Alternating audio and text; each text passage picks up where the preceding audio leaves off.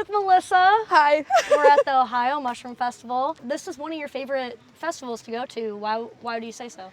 Because everybody's super friendly, it's super fun, and I get to see all my fungal pals. Yay. You're from the Midwest. I'm also from the Midwest. Why do you think the Midwest is kind of superior for mushrooms or plants? Or Well, we are superior because first of all, we have Lake Superior. Ayo.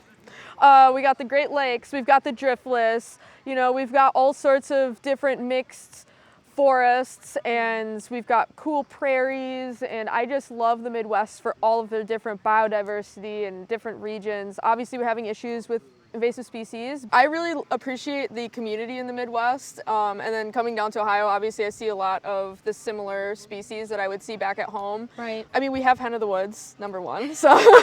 That is one of my favorites. Yes. I've always appreciated the Midwest, and I've lived kind of more west, but there's something about being where your roots are, and there's something about just consistently learning where you consider home. So it's like I always consider the Midwest home, but it didn't really click with me until I got to know my neighbors, and yeah.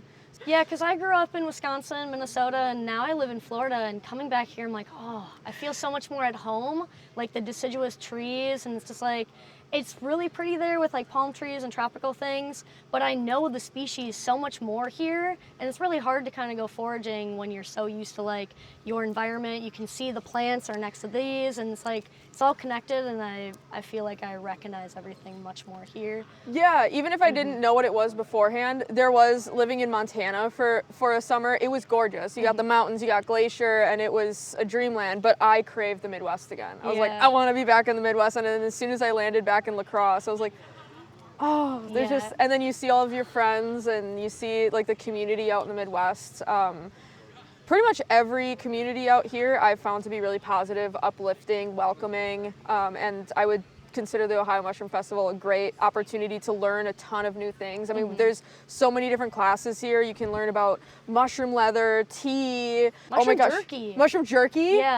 Last year I learned a lot about like sclerotia and Okay. Yeah. There's just, you can go as deep as you want, or you can, Yeah. And also the cordyceps out here. I was gonna say, a lot of people are finding cordyceps out here, and somebody titled Cordyceps Valley or Ravine. There's like a specific place where everybody's looking for cordyceps. So we're, I think, off on doing that too.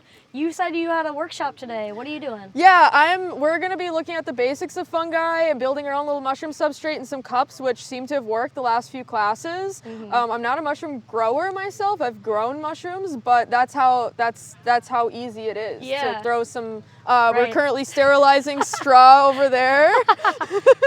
And oyster mushrooms, native oyster mushrooms are very aggressive, and you can easily grow them in a little cup, just kind of teaching people the fundamentals of fungi, how they differ from plants, and how to identify them. Yeah, and we covered when I interviewed you on the podcast, the golden oyster. Have you found more things on that here, invasiveness? So they're kind of being more officially labeled as invasive, thankfully, especially Madison's doing a lot of work on that, UW-Madison.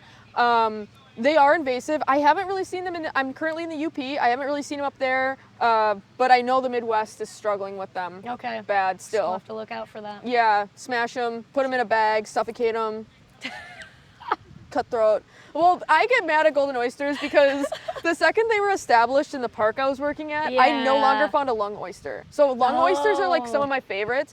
After golden oysters were established, they were gone. I haven't found one since. So I hate golden oysters. Crush them. Oh my God, I had the best time with Melissa this weekend. So please go follow Chicory at Chickadee. For repping my shirt also. Yes, figs! I love figs.